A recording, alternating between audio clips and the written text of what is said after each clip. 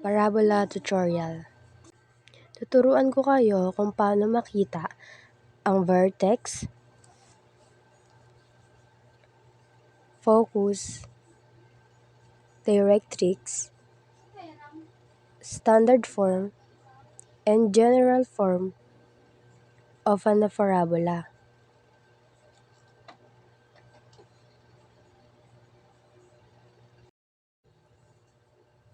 At ito ang given natin. Y minus 3 squared equal negative 2 x plus 1.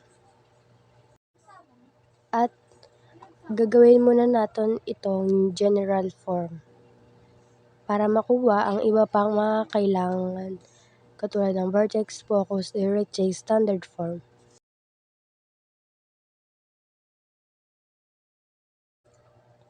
Ang una nyong gagawin, i-simplify nyo lang siya. Ganyan. I-simplify mo lang siya. Y times 2 equals y squared. 3 times 2 equals 6y plus 9. 3 times 3. Ganon din ang gagawin sa kabila kaya naging ganyan. Next.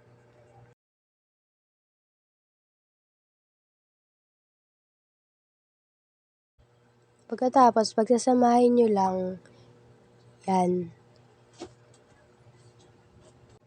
Dito naman, ipagpa-plus mo siya.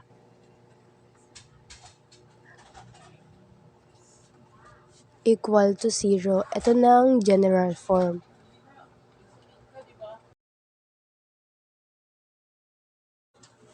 Para makasigurado tayo, i-check natin siya to standard form naman.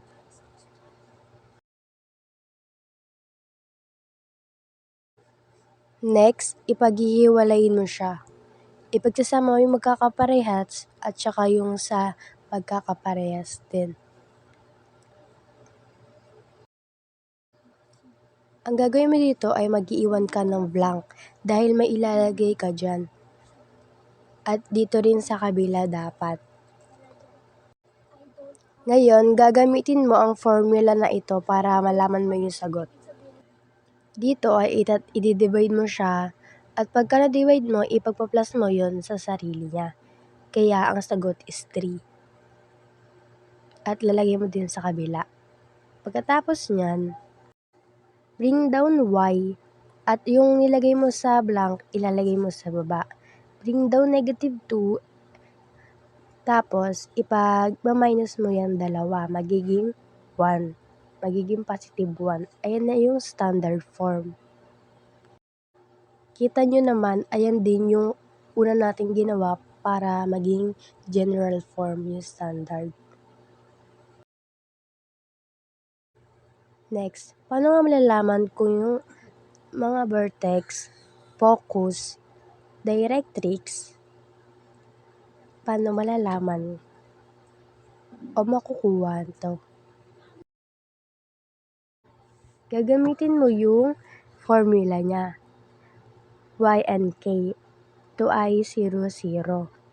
Para malaman, makukita mo to sa standard form. Yung sa loob nito, di ba negative 3, magiging siyang positive. At sa isa ay positive 1, magiging negative 1.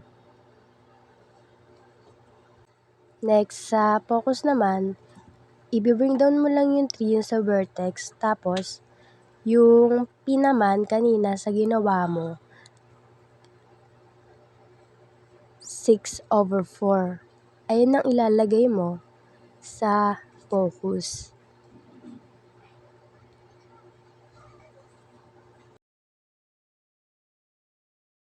Sa directrix naman, ang ilalagay mo 6/4, bali negative siya dahil dun sa ginawa mo kanina.